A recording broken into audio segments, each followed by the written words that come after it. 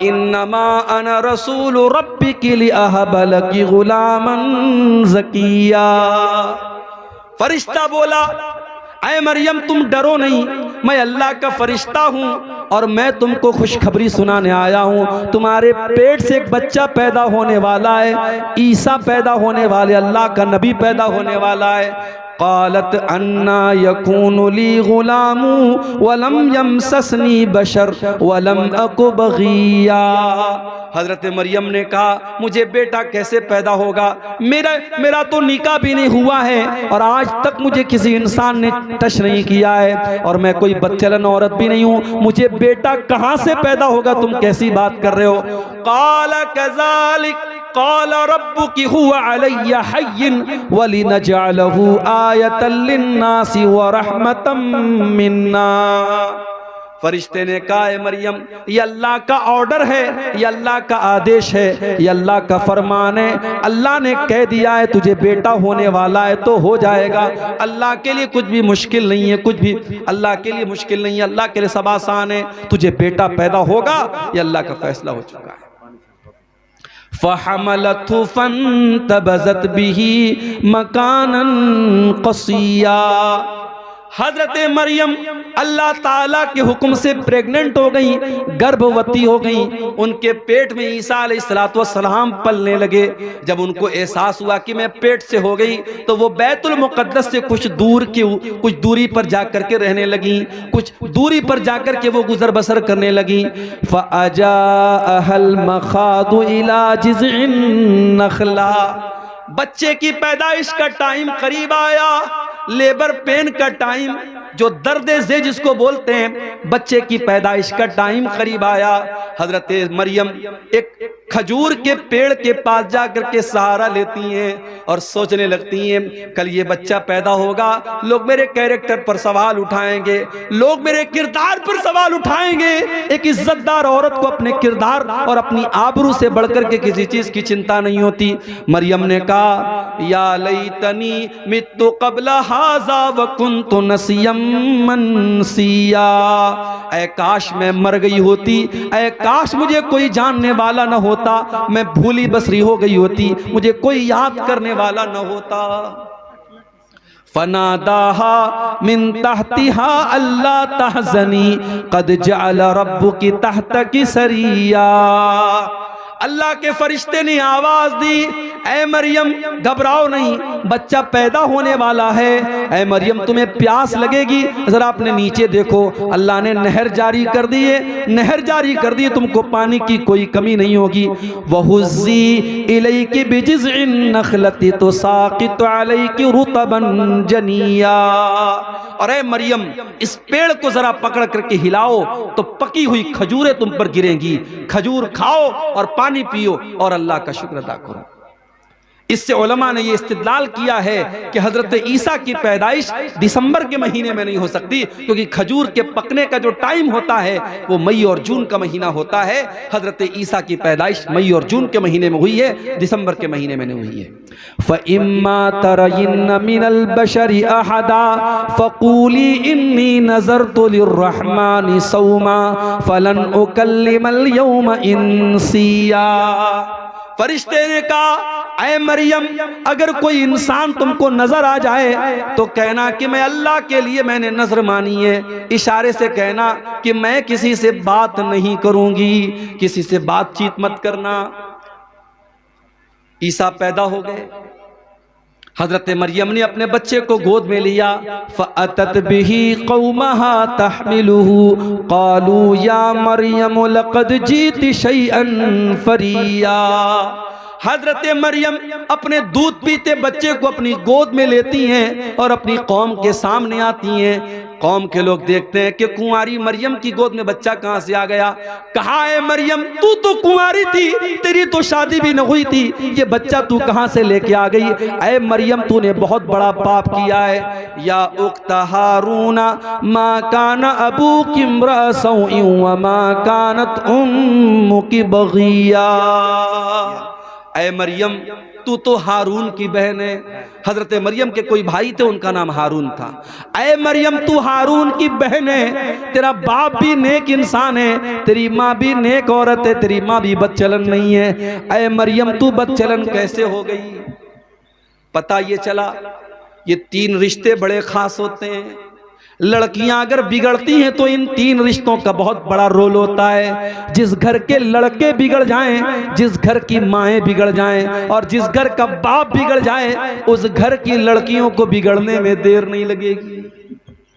अगर लड़की का भाई सही है, अगर लड़की का बाप सही है और अगर लड़की की माँ सही है तो लड़कियों के बिगड़ने के चांस बहुत कम हैं। लेकिन भाई गड़बड़ है, माँ गड़बड़ है और बाप गड़बड़ है तो लड़कियों के बिगड़ने के चांस बहुत ज्यादा हैं। लोगों ने कहा है मरियम तू हारून जैसे नेक इंसान की बहन है, तेरा बाप भी नेक इंसान है, तेरी माँ भी शरीफ औरत है, तूने ये गलत काम कैसे कर दिया?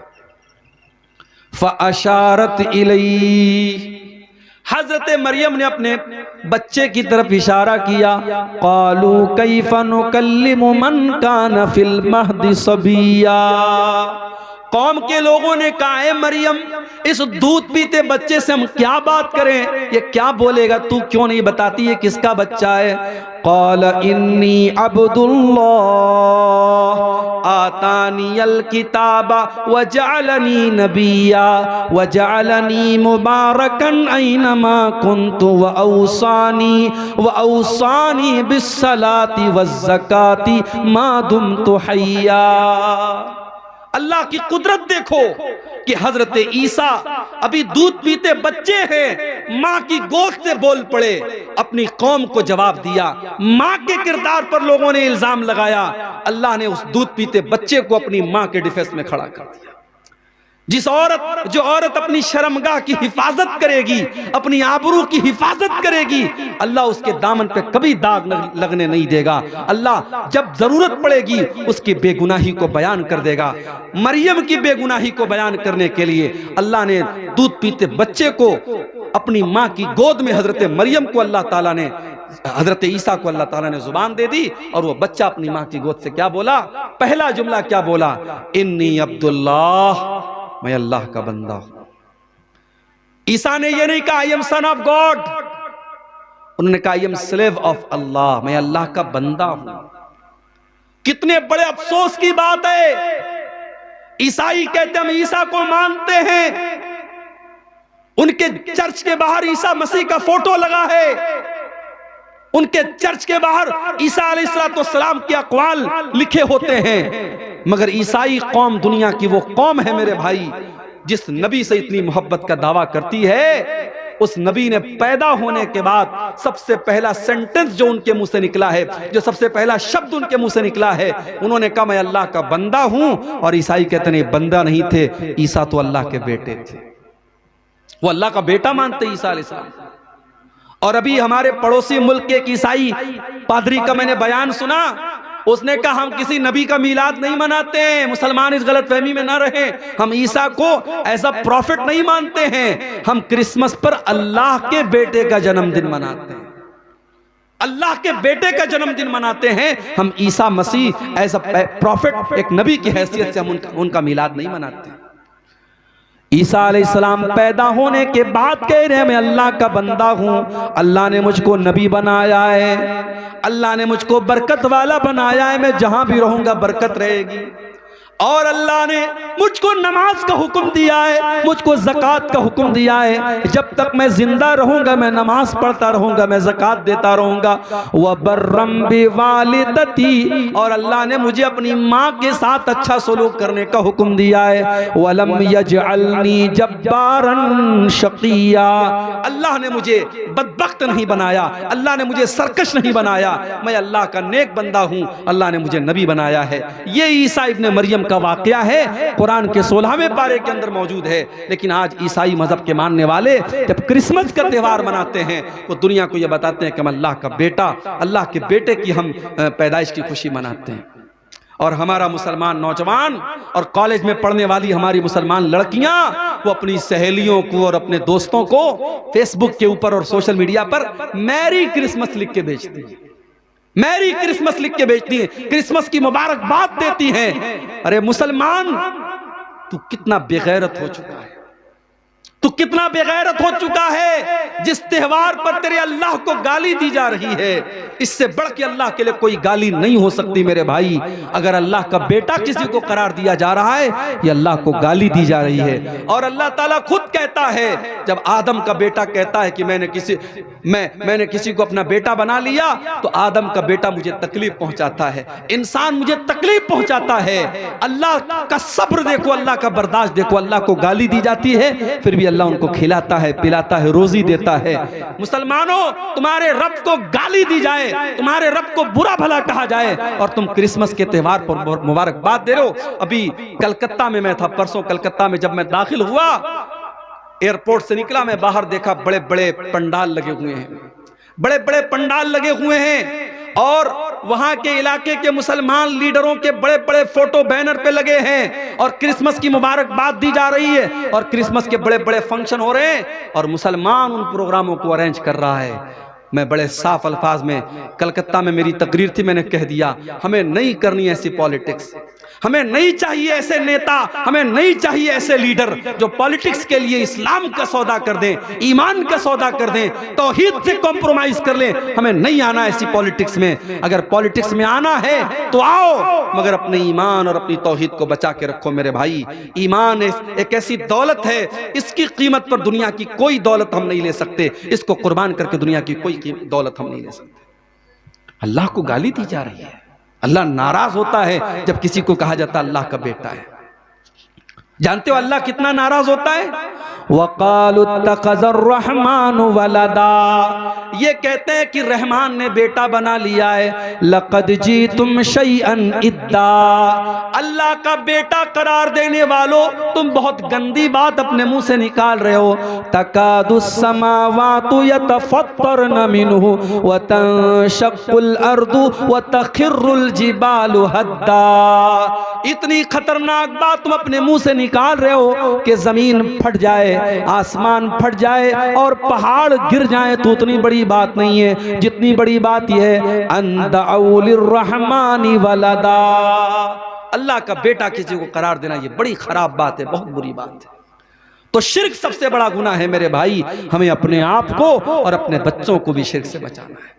मेरी माएं बहनें जो बैठी हैं वो भी सुन लें, बच्चों का अकीदा बचाना आपकी जिम्मेदारी है। बच्चे को नजर लग गई, आप टीका लगाती है, टीका क्यों लगाती हैं आप? पूछिए, आप जामिअतुल इमाम बुखारी आपके करीब में है, पूछिए, वहां के शेखुल हदीस आए हैं, वहां के उलमा और वहां के टीचर्स आए हैं, उनसे पूछिए आप कि ये बच्चों को नजर का जो टीका लगाया जाता कि जायज है, ये जायज नहीं है। बच्चा बीमार हो गया, किसी ने आपसे कहा धागा पहना, तो धागा पहना दिया आपने, तावीज पहना दिया आपने, ये भी शिर्क है मेरी माओ बहन, ये भी शिर्क है। और अल्लाह के नबी की हदीस है, मन अल्लक़ तमीमतन फ़क़द अशरक, जिसने तावीज़ पहना, जिसने तावीज़ लटकाया उसने शिर्क किया। अगर अपने बच्चों को आप तावीज़ पहना रहे हैं, पढ़ते रहो, रफ़ुल यदैन करके नमाज पढ़ते रहो, सीने पर हाथ बांधते रहो और आमीन जोर से बोलते रहो, मगर तुम अहले हदीस नहीं हो सकते, तुम सलफ़ी नहीं हो सकते जब तक तुम्हारा अकीदा दुरुस्त नहीं है, तुम्हारी तौहीद सही नहीं। अपनी तौहीद की हिफाजत करो मेरे भाई, अपने बच्चों की तौहीद की हिफाजत करो।